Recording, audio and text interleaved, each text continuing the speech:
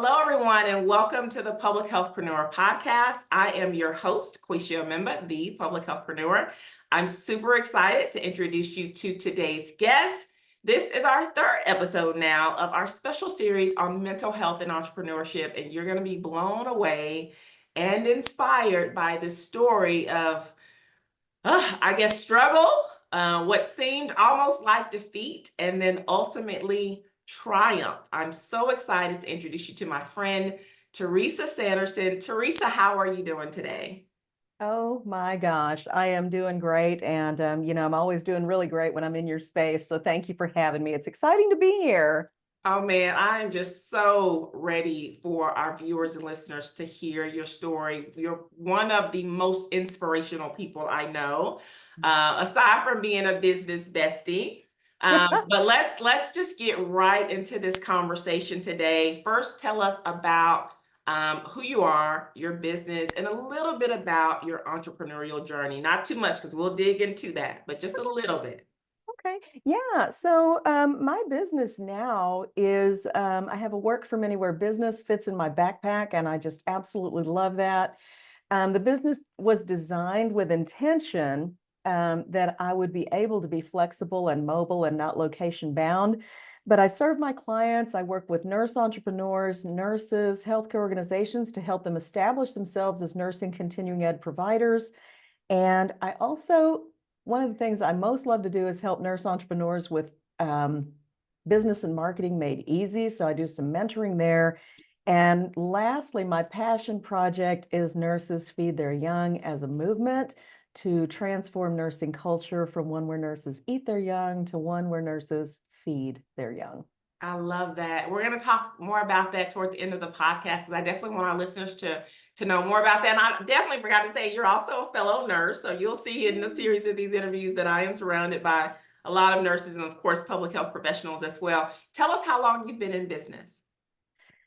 Oh man, this round I've been in business about 3 years. Nurse entrepreneurship as a journey, it has kind of peaks and valleys and things that happen. And but I finally hit my stride. So this is where I will be from here on out. I did have an experience in the past owning the hospice from 2003 for about 10 years. And so that was another piece of the journey. So got probably about 15 years of entrepreneurial experience as a nurse. Wow. Wow. So if you're a nurse and you're listening, it can be done. We've got somebody that has 15 years of entrepreneurial experience under her belt. Let's talk about the hospice. Tell us about the hospice. You said you had that business for about 10 years. Yep. I personally know that this is where your mental health challenges kind of reared their ugly heads. So share with us your mental health challenges that you experienced during your time running the hospice business. First of all, tell us a little bit about the business and then kind of go into those challenges. Okay, sure. Happy to do that. So, we started our hospice, my husband Greg and I, in the early 2000s because I'd been working for a local hospice that was running under a county agency, and they were but they were very lukewarm about their concept of hospice. They loved the billing side, but really weren't all about the service side, and the conditions of participation. And I'm a blueprint personality, Quisha. So I'm like, the rules say, we got to do this. And but we weren't doing it. And I saw patients and families really struggling, with the emotional needs and support they needed for end of life. And so I would come home and just lament to Greg, wow, I can't believe we're doing it this way. It's really less than fulfilling. And he would say, oh, you just need to start your own. Wow. Man, you don't know what you're talking about. You have no idea what that would look like. I don't even know what that would look like, But ultimately, we had that conversation a lot. And I finally decided I need to kick the tires. I need to see if can it be done. And back then, I think back of how simple it was because I went on the CMS website. I found the application to become a hospice provider, downloaded it, printed it, started filling it out. Right. It was just that quick. Oh, wait a minute. Let me stop here. Because I have to just use this as a teaching moment too, and as a moment to inspire someone. First of all, let me also say kudos to Greg and supportive husbands. That is a Amen. blessing in itself. I have one. don't know what I would do without him. And the I know Greg, and so shout out to you, Greg, for putting the idea in her head. But for people that are listening that are like, oh, I can't start a school, I can't start a hospice, I can't start a clinic, I can't, like, it literally sometimes is easy as going to a website, reading all the regulations, downloading the application, creating the checklist, and just marking things off one by one. And That's it. so that's it. And you did it. Yeah. I love that. Okay, keep going. And I think to add to your teachable moment, though, I want your listeners and viewers to hear that I'm an associate degree RN. I didn't go back to school for higher education. I didn't do these things. I'd had a lot of leadership experience in nursing already, been blessed with that. And it wasn't really my career trajectory. It wasn't what I envisioned for myself. So, but I want people So to know no that even as, master's, no yeah, DNP, no yeah, PhD, associate's degree. And I love when I hear you say, just when I didn't think my little associates could take me any further, right? It does. exactly. It did. It does. It continues Yeah, to. I love yeah. that. I love that. Yeah. Well, thank you. And so, yeah, I just started, going through the process, as you said, and doing the checklist. Now, the first hurdle I came up against, or the first challenge was there was this statement on the application that said I would need to submit a letter from my financial organization stating that I had $250,000 in liquid assets to support the business, right? And so I thought, well, if that's the truth, then I'm out. I'm out, can't do it, won't happen. And but there was actually a number on the application that I could call, and I dialed the number and someone picked up. Can you even imagine? Someone picked up and I said, hey, I'm in the middle of completing this hospice application. I see there's this requirement. And she said, well, I'm so glad you called because that was just lifted for hospices last week. And it still Wow. applies to home care agencies, but no longer applies to hospices. So you are good to continue.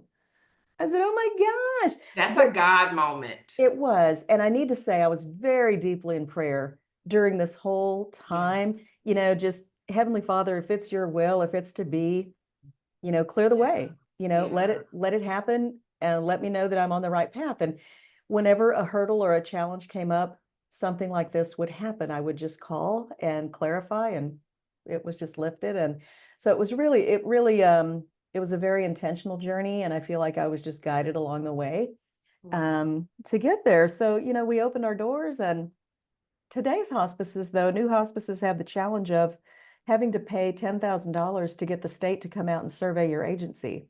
Didn't Mhm. have that back in the early 2000s. I mean, Mhm. things were easier, faster, better, just the way I like them back in the day. And, so my heart goes out to the new agencies that are trying to establish themselves today, because that's a lot of money just to pay for one site visit.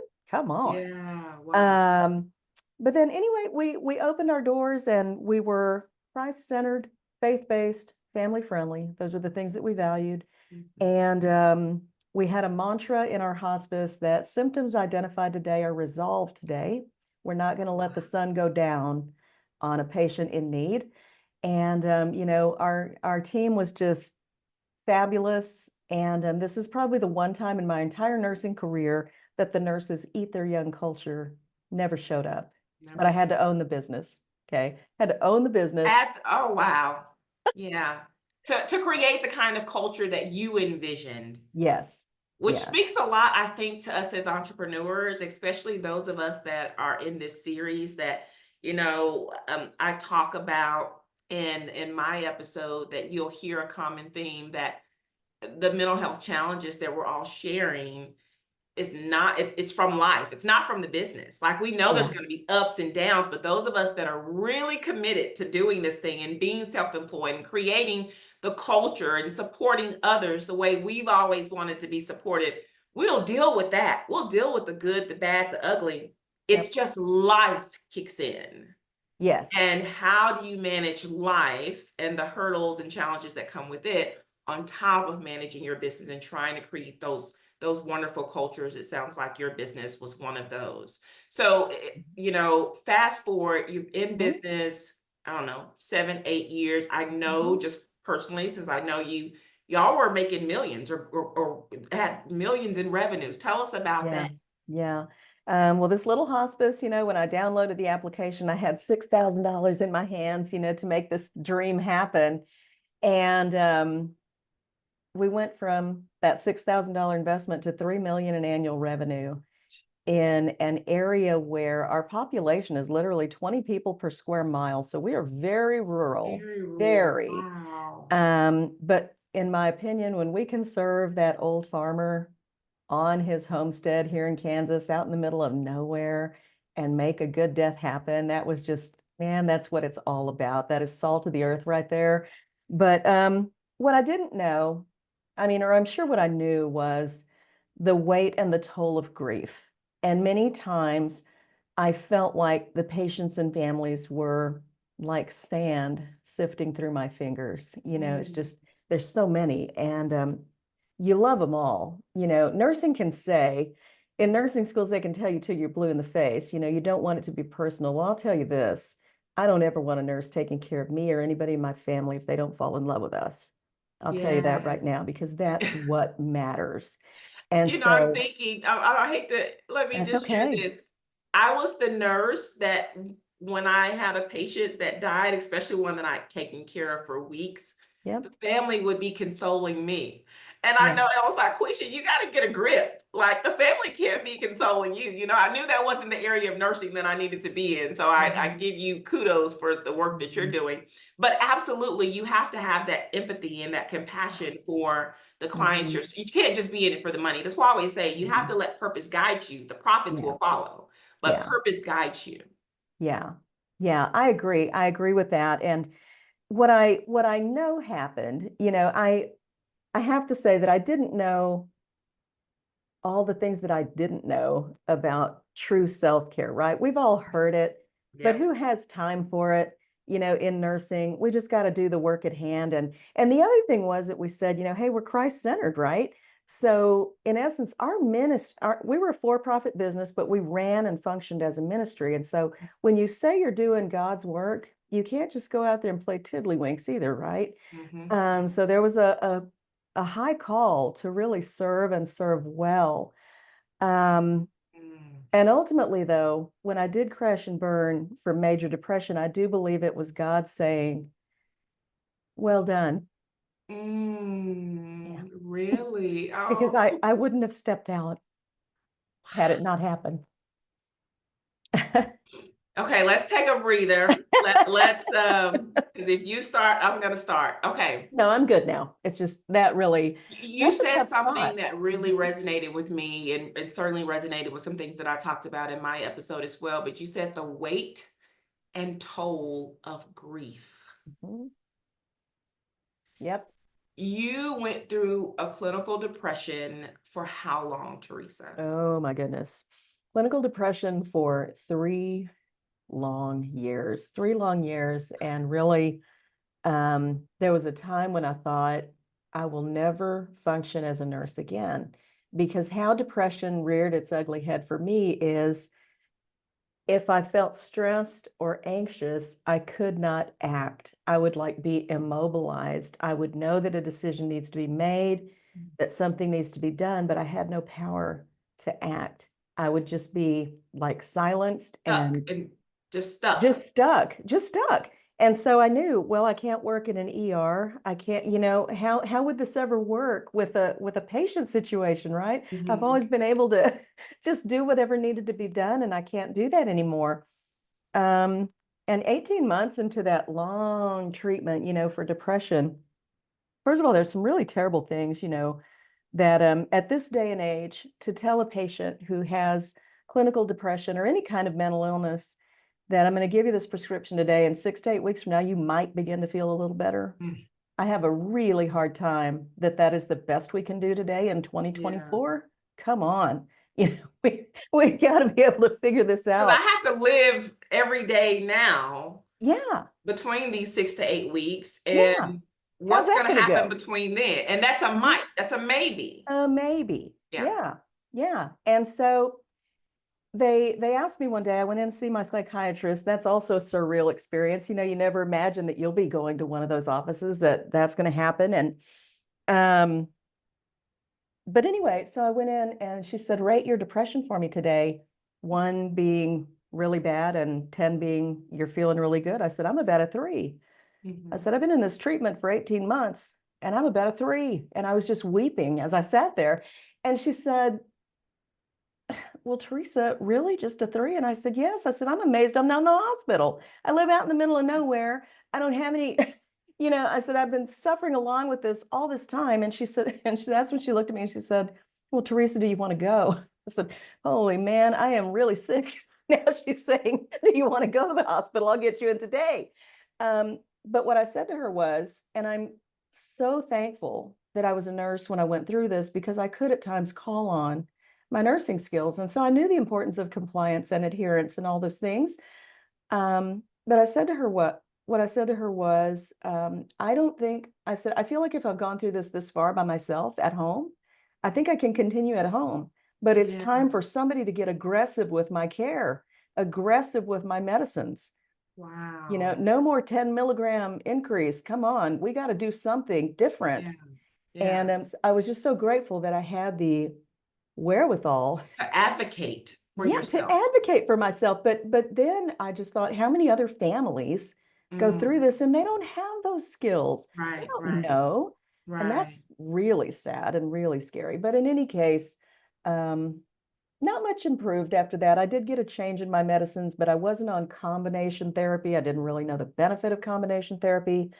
So I did experience a hospitalization because I had intrusive thoughts. I never had suicidal I didn't thoughts. know if I don't think I've ever known that. Wow. Yeah. Wow. And there was a time when I didn't want anybody to know, Quisha, but now I don't care who knows, because I think people need to know that depression looks like smiling, high achieving people. Oh my God. Yes. Right? Yes.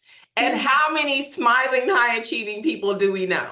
Well, when I looked at your promo for this series, I see all those smiling faces lined up to talk about mental health challenges. That's what it looks like. That's what it looks like. Thank you for saying that. That's exactly what it looks like. So where was your business in all of this? You were in business 10 years. When did the depression set in? The depression came like right at the end of about year 8, 9. I really started feeling it. I mean, suddenly at that time, we had our hospice that we were running. We also had a couple of aging care homes that we'd opened under group home licensure in the state of Kansas to bring the Hospice House philosophy to rural Northeast Kansas.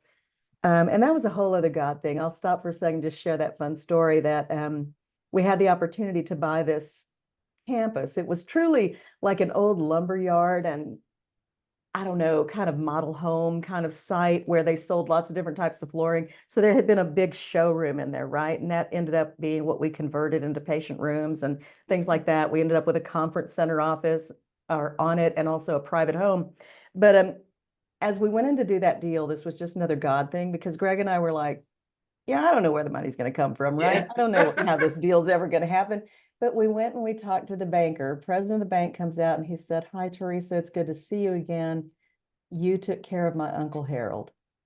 Wow. And I was just, this is done. That's it. And that's why you never know. What is it saying? You never know when you're entertaining an angel, or you never, always be good to people, because you never know when you will need them again. Exactly. Or come across them again in the future. Wow. Yeah, just incredible. I mean, the things that happened, I look back and just think, wow, not of my might. It was not of your anything you could have done. No, not at all. And just the trust and the trust and loyalty that those people had for us and how they advocated for us was just incredible. But back to the depression story, I ended up in the hospital at one point.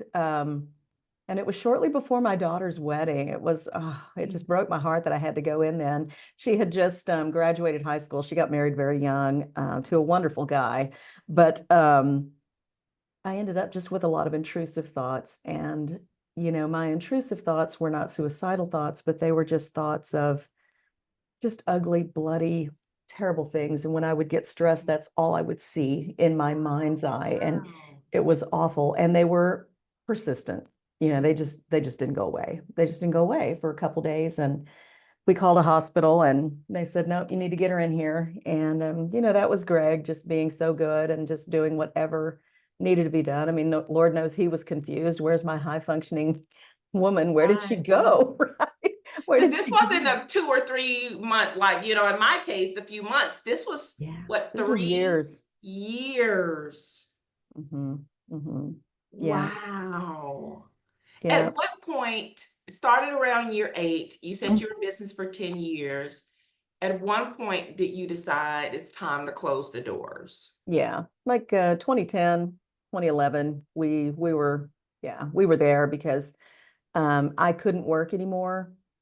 And there was a time I picked up the phone and I called the Board of Nursing. This is another piece of my story that I called the Board of Nursing and said, I am an impaired nurse. I Mm. cannot work. I have a mental illness, right? But I wanted to, again, just little tiny bit of advocacy for myself, right? I wanted to take care of my nursing license. Mhm. And I didn't know, at that point, I didn't know, I had not had the feelings that I may never return, but I just needed to report what was going on. I mean, here's the blueprint leader in me showing up, right? And saying, I need to let you I'm gonna know. tell on myself. But I'm so grateful that I did that because the, what is it, the Kansas Nurse Assistance Program that I reported to, they said, well, we're going to, first of all, I had the most compassionate voice on the other end of the phone. Oh, Somebody that who helps. said, oh my goodness, are you okay? Are you thinking of hurting yourself? Or, are you in any danger? Do you have somebody support? I mean, it was the kindest conversation. And then just told me, well, you're going to get a letter and the letter's going to require, it's going to state some requirements. You're going to have to go through some therapy. You're going to have to get an evaluation from a psychiatrist. So Wow. if anything, it just steered me, Mhm. toward getting exactly what I needed. I already had those things in place, but it just allowed this open line of communication, between me and the board to protect my license. And I hear so many stories about boards of nursing doing a lot of crazy things today, but I suppose that's another story that one board of nursing is not every board of Every nursing, board, yeah. right? And so we have to open our minds to the idea that we might be met with kindness, Yeah. Which is at exactly some what you point. needed in that moment, and I'm glad Oh that my you received gosh. that. Yeah, yeah. I was so grateful. I was so grateful. Wow. Yeah, Wow. yeah. So you called and basically told them you were not fit. Yep. I know that decision to close the doors had to have been tough for you or Greg, or maybe by that time, after now struggling with depression for 3 years, it wasn't tough. Tell me a little bit about that. Mm. That's a great question. And it was all very, very hard and all very challenging. And when this first happened, I mean, I was on the national steering committee, or the national CEO steering committee for the National Hospice and Palliative Care Organization. I Wow. was part of other committees, yeah, helping to, advance hospice. And I, that was a time of just cutting cords, cutting ties, Mhm. and letting go of any commitments Mhm. that I couldn't do anymore, couldn't complete anymore. And that was really sad. I just can't tell you how stressful, not stressful, but how sorrowful that Yeah. was, because I'd worked hard to achieve those things, right? Hard to gain that kind of authority and credibility, and just to say, I've got this personal thing going on. I am no longer able to serve. I need to resign effective immediately. Done. And I asked Greg one day, I said, is it okay to do this kind of thing just over email? And he said, yes, it is. You just do what you need to do. You do what you need to do. Yeah, I, I you couldn't know, have those phone conversations. That would have been. It would have been tough. Mhm. I did something very, very similar Mhm. a few months ago when I was going through the middle of mine, and I had juggled for it for months. And I think it because again, we're multi-passionate Yep. overachievers, right? I'm not surprised you Mhm. were serving on this board and that board and had this business and the Yes. hospice houses and all of these things. And I think one of the things that we're not saying that leads to these different conditions is burnout. Yeah. It is Yeah. burnout that is Mhm. manifesting as Mhm. anxiety or as depression or as, Indeed. a trouble sleeping. It is Yes. burnout because we Mhm. are, as nurses and as helping professionals, we want to help. We have the skill Oh. set to help Mhm. and to Mhm. lead, right? We're really good at it. We've been doing it all of our careers, but it doesn't mean we're supposed to be doing all the things. And Right. I also put I literally had to come to a point where the nonprofit that I founded, I just didn't have it in me to do it anymore. Yeah. And it was the same thing. I sent an email and I hit send and I waited to where I couldn't retrieve it. And then I picked up the phone and had a conversation. And I said, if I didn't send the email first, I would have never had the courage to then follow up with the conversation and say, I don't have the capacity for it in my life Yeah. right now. You Yeah. still love it, you still support it, Oh, yeah. but when you're in that type of stage, you have to prioritize me. Yes. Yeah, Yes. And I that's can imagine really, that was hard. it's such a challenge for us as nurses. Um, and like I say, I think in my heart of hearts, I would have continued, I would have just continued had God not cut me off at the knees. At your expense, at your physical, mental, Yeah. emotional Yeah. expense, you would I have wouldn't, still continued to Mhm. pour into I and would have. serve Mhm. others. I would have. And so, like I say, I truly believe that was just God's way of saying, you've done enough. I Because called you to do sometimes this we thing, you've done it. operate outside of our assignment. Yes. We're meant to Yes. be in seasons, Yes. do certain things, and to Mm-hmm. work in certain positions or to have certain businesses. And Mm-hmm. I'm very much like you. I believe that God does certain things for a reason. And you were operating outside of your season. Mm-hmm. Mm-hmm. Your Oh assignment yeah. was up. Yeah. It was up. It was up. And the funny thing, and well, it's funny now. I mean, I don't know. But here's the thing. I had so many offers of people wanting to buy our hospice over the years. It wasn't even fun. It wasn't uncommon for me to get 2 or 3 calls a week. Teresa, we hear you're substantial there in Northeast Kansas. I have a very interested buyer. They'd love to take over your organization, yada, yada, yada. I'm like, we would just never sell. What the Yeah. heck was I talking about? I could have retired as a millionaire when I was 45. But hindsight's 2020. Yeah. And I'm truly grateful for the experience. I'm grateful for the advances that we made in hospice here because when we started, median length of stay for that 6-month benefit was only 3 days. By the Mhm. time we sold 10 years later, it had increased to 21 days. Oh, We made a wow. significant impact on access to hospice care and services and what the community in general knows about it Wow.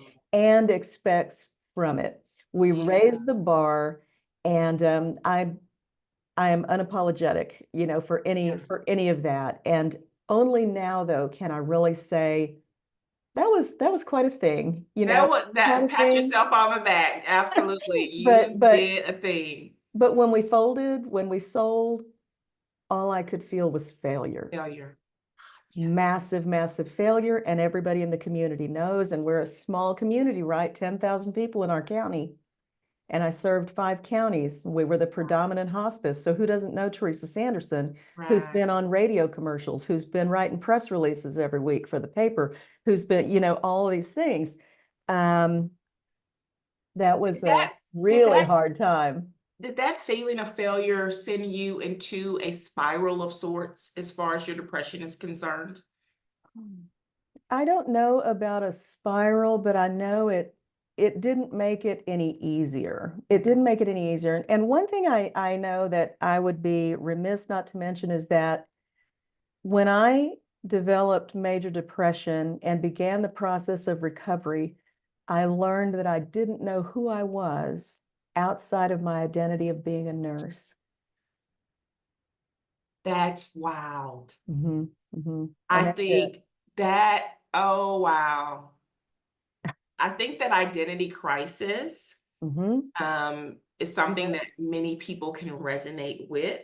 Hmm. Because for me and my story and the infertility struggles, Hmm. it's finding my identity outside of a woman that can bear children, no longer bear children, right? Yeah. Yeah. And so that was something that I had to really, as I was in therapy every Hmm. week, push past. You're more than your ability to conceive, you're more than your Exactly. ability to deliver, Hmm. and that's tough Hmm. because in our heads, we're one thing. We see ourselves one way, even though we're Right. multidimensional.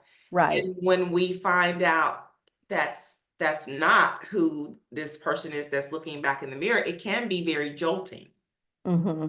Exactly. Exactly. Wow. And yeah, and so I realized that, and a big part of my therapy was just finding my worth as a woman, as a Mhm. wife, a daughter, a sibling, a friend, and figuring out, excuse me, who am I? What do I enjoy? Because all of my life had just been geared toward that Serving. success journey, Mhm. you And know. serving, yeah. And it's interesting, and I have to say, our parents do the best they can with us, right? But a lot of my struggle began as a little girl. You find all these things, right? And I didn't lay on a couch. If anybody's ever wondering if there's a couch in the psychiatrist's office, I've never laid on a couch. right? I Matter didn't of lay on the fact, since couch. 2020, I've just been on the Zoom and then Yeah, exactly, exactly. So, but I just remember, when they asked that question, so tell me about your childhood. I'm like, really? We're doing this?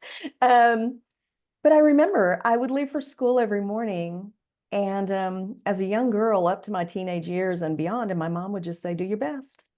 Mm, Sounds like a wonderful message, yeah, but every day, do your best. Can I, can I take a breather? Can yeah. I, Can I and just it's the be? way that Yeah. I internalized that. Did that happen to my other siblings? No, but it happened to me. Hmm. Do your best, do your best, do your best. Well, dang it, if I'm doing anything, I better do my friggin' best. Yeah. So I didn't give myself permission to let down. And Yeah. so, well, now Quisha, through recovery, I'm like the poster child for depression recovery, I think. And I say to people, I am purposefully Yeah. imperfect anymore. I Yeah. show up imperfect and I don't care anymore.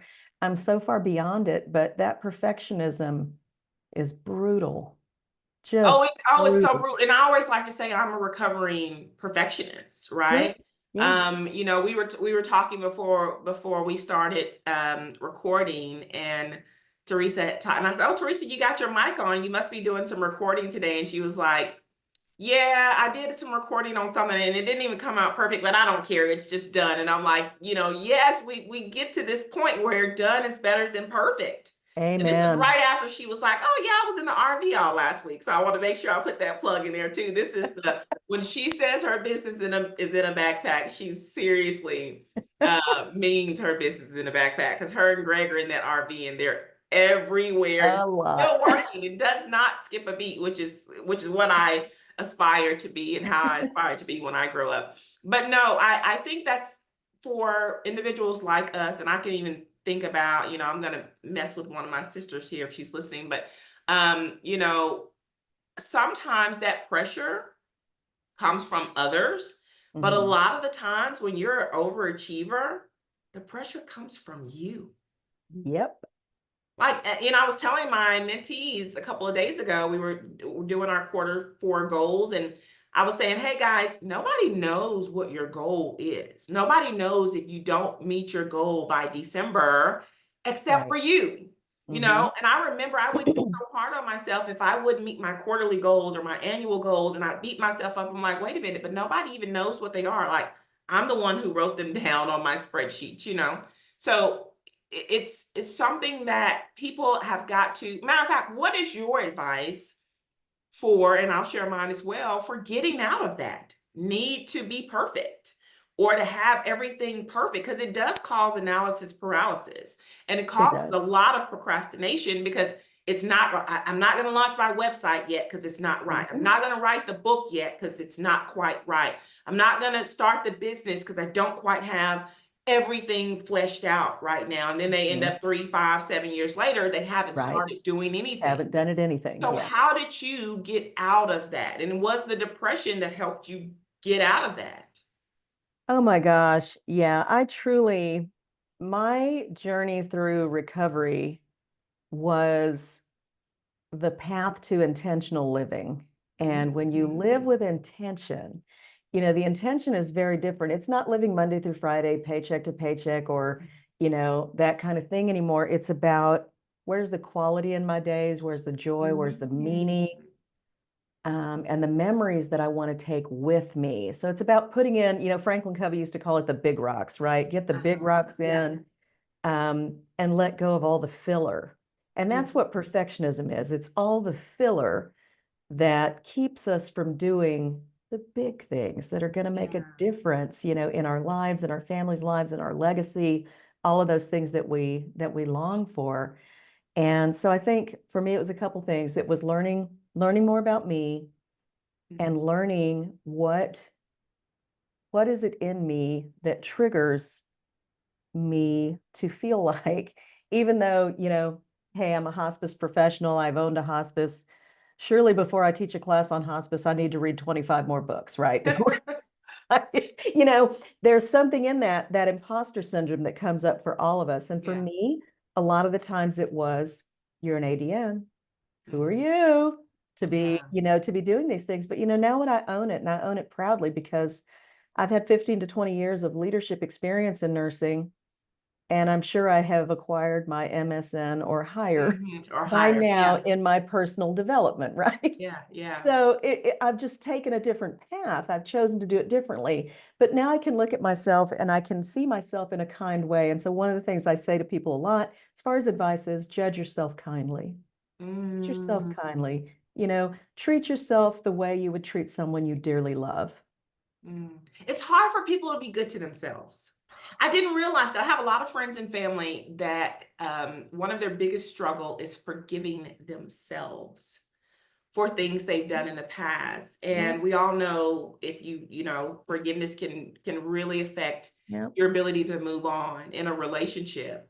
But I didn't know until I started noticing that people struggle with this, how huge it impacts your own life when you can't forgive yourself for a mistake, or for a past relationship or a bad decision or whatever that is. And then it ultimately leads to where they don't trust their future decisions because of something they've done in the past. Right. And that's just a horrible place to be in. So I love your advice. Treat yourself how you would treat someone else, provided that you're treating them well and treating them good, But we tend to forget about, we are literally our hardest critics.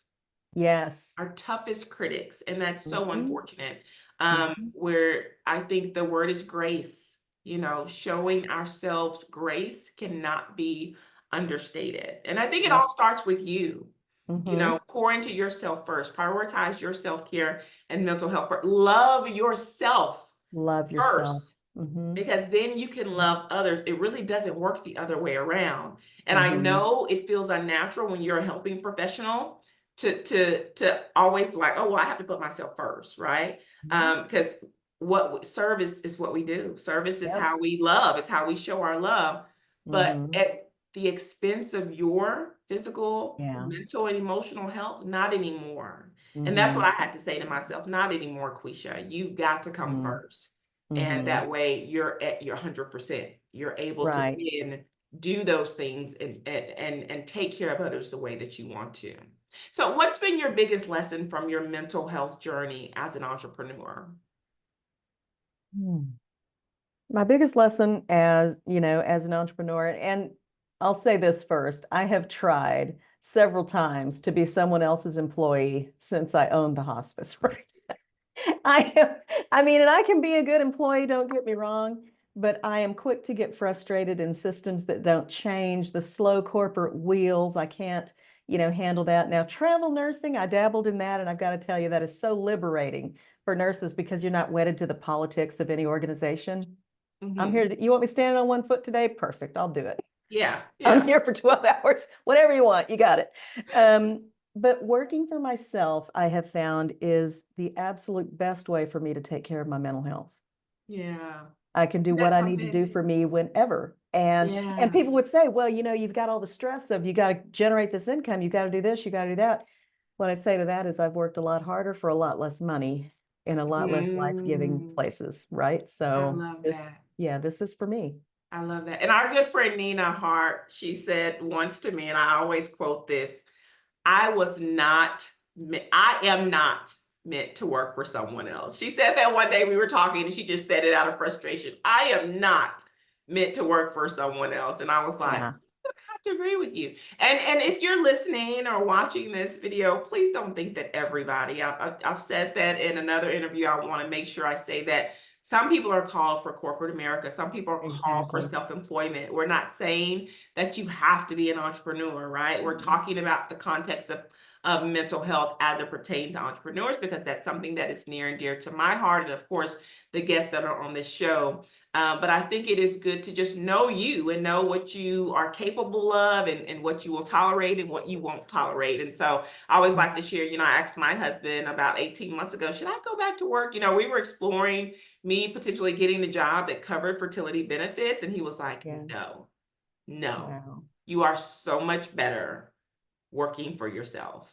Mhm. And I thought that was really surprised by that. Like, I felt like I was better, Yeah. working for myself, but for him who lives with me every day to be able to say, no, you're so much better, Mhm. you know, Yep. being your own boss. So Mhm. yeah, so I completely agree with everything that you just said. You shared so Yeah. many gems and jewels throughout our entire conversation, but is there 2 to 3 key takeaways that you want the audience to remember from today's episode? I think first of all, when people get a diagnosis of depression, they feel like it's done, I'm here, and there's no way out of it. I want them to know that full recovery is possible. Returning to your joy and getting your joy back is possible, and living a full and complete life in a whole new way is possible. And I think that's really important because of the stigma, right? The stigma that comes from a diagnosis of depression or even anxiety or anything like that. There's such a stigma with it, but full recovery is possible. Now, that being said, I say that I'm recovered, and Greg says, no, you're recovering. And I think that's true. Right. I will always be Yes. recovering. And what I say to people is I've learned to dance with my depression. I've learned to take it easy on days when I need to take it easy. I've learned that it's okay to rest. I've learned that when I feel really good, it's okay for me to chase my dreams, chase my goals really hard and just do all the things. But it's the grace that you talked about. Have that grace for yourself, and you can do these things. I still take some medicines today, but and I love holistic medicine, right? I think there's many of us that do. And so while there's a big part of me that would love to not take medicines, Yeah. I also recognize the quality of my days with the medicines that I'm taking. And I've been able to let go of 5 of them from the days when I was in the depths of depression. So that to me is a massive win. Okay. But I'm concerned about the quality of my days, the ability of me to be present for my family, and not just sitting on the sidelines of life because I don't want to take any medicines. You know what I mean? For me, that's the personal choice that I've made. Yeah. I love that. It reminded me of something that I heard when I was going through the midst of it as well. And I'm a show up person, just like you. If I come, I'm showing up, I'm giving 110%. And this podcast, and I can't remember what podcast it was now, but they said, on the days where you only have 50% to give, why are you giving 100%? Yep. And I was like, Yep. oh, that's Yep. me. Yeah. I give 100% when I don't have 100 to give. And so now, and to your point, showing grace on days when I wake up and I know I only have 50, that's all I give. It's 50. Exactly. I Exactly. got I got to 70, refuel. you're getting 70, right? If I don't have but 10, it's a I'm in bed kind of day. Right. But it's being in tune with yourself, and being able to identify what that looks like, and Yep. owning it, and not, Mhm. of course, I'll say in a minute, fake it till you make it, right? But when Mhm. it comes to your mental health, you just do what you can do and no more. Oh, I love that. I love that. And I think it's true. When you think about it, in the typical nursing environment, we have to rethink so many things that we do in nursing, because somehow if you have a fever is like the only reason you should really call off from your nursing Yeah. gig, right? Whereas no, if I'm having a depressive day and I am symptomatic, I should be able to call in for that, because my Yeah. decision making is not going to be at its peak. If I'm Right. And you have anxious people's and I'm lives in your hands. Exactly, Yeah. exactly. So we have to recognize really the impact of this. And when we put people in a situation where they can't take a day, Mhm. um, that's we're just adding to the problem. We're compounding it. One of the things I learned about as I came back to work after those 3 years, I did a simple little $10 an hour work at home job with Sprint. It was collections. It was one of the funniest things I've ever done in my life. But I needed the structure in my days, and I needed to test the waters for, can I work? Right. So I Yeah, chose this simple, dimple little thing that didn't I love require, it. nobody's living, nobody's, no, it's not life and death. And but it is through that little $10 an hour job that I remember I talked to my manager because they had a really tight attendance policy. And if you missed more than 3 days in 6 months or in a year, you were going to get canned. And so I talked to my supervisor and I said, not many people know this. I said, but I have major depression. I'm recovering. And but there are sometimes when I need a day, I need a mental day. And if that's going to count toward my attendance, I probably won't be here very long. Well, Mhm. thankfully, I was, of course, showing up as a top performer. You are just so brutally honest. I was showing up well, and he said, Teresa, we need to get you some reasonable accommodation. Wow. I said, what are you talking about? And he said, I'm going to connect you to the legal team and human resources, and we're going to establish reasonable accommodation for you. They can give you a certain number of days per month that you could take off without it affecting your attendance record, so you can take care of yourself. This I found, I'd never heard anything of this in nursing all of my years. And I just thought, this is what nurses need. Nurses need to know Yeah. about reasonable accommodation. It's so much more than an EAP and getting a one-time counseling visit. Come on. Right. Or Nurses need six. Yeah. resources. Yeah, they need resources that are going to help them stay in the game. Mhm. Otherwise, they're going to crash and burn like I did. And I wouldn't wish that on my worst enemy, what Yeah. happened to me. Yeah. Wow. So anymore, I tell anybody this story and I try and connect them with resources and tools that'll help them. Yeah. Man, I love this story. Man, it truly is a crumbling and a rebuilding. And then just like you said, to go from $6,000 to 3 million to close that business and 3 years of hard depression. And thankfully you had Greg. Yes. Oh Um, my gosh. you were not averse to taking medication. Of course, you had the therapy, you did all of the things. You found yourself and Yeah. your identity outside of who you were serving in your business. And I think there's just so many things that could be learned from your lesson. So you just finished talking about, nursing could use some of what at the phone company you had there. And Mhm. earlier you mentioned Nurses Feed Your Young. I want you to take the last couple of minutes to share more about that movement and give us any kind of resources or website or something where our listeners and viewers can find more information about Nurses Feed Their Young if they're interested. Oh, I love it. Thank you for the opportunity. I so appreciate it. Nurses Feed Their Young, again, we're all about transforming nursing culture. And one of my primary focus with this is putting action behind appreciation for nurses. Nurses are tired of this lip service. Oh, we appreciate you. We appreciate you. But nobody's really ponying up anything. We can talk appreciation till we're blue in the face, but until we start doing something differently, nothing's going to change. So the Nifty member community, that's our acronym, and it's so fun. But the Nifty member community is an online community that provides a space for the entire continuum of nurses. Whether you are a CNA, a nursing student, any level of licensure, or a nurse entrepreneur, there's a safe space for you in this community where you can come and find resources for self-care. We have nurses who have now transitioned from intensive care nurses to working in self-care as yoga therapists or Reiki practitioners or aromatherapy, just different kinds of healers. And so they're in here to support our community. And for nursing students, we have support for nursing students, because if we don't nurture the students, we can't, improve our Culture. hiring rates, right? And Yeah. all of these things. And also, we have support for CNAs who may want to elevate and come up in nursing, which I think is vitally important. Let's just don't, we can't put people in silos and just Yeah. expect that's where they're going to stay for the rest of their career. That's Yeah. just wrong thinking. But also space for our seasoned nurses who are tired, who are worn down, and they've been waiting for decades for the new nurses to show up. We've got support for them. and access for them to new ideas about how might they start a business, or how can they become an entrepreneur, as you know, as you and I talk about, Quisha, and start making changes within their own facilities and organizations. Today is the time for us to rethink the way we've done everything in nursing.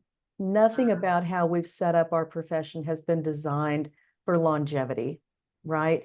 Just thinking of our traditional scheduling patterns in the hospital that lack flexibility and lack, you know, they create no pathway for a nurse to really have balance in his or her life. It's this or nothing, you know.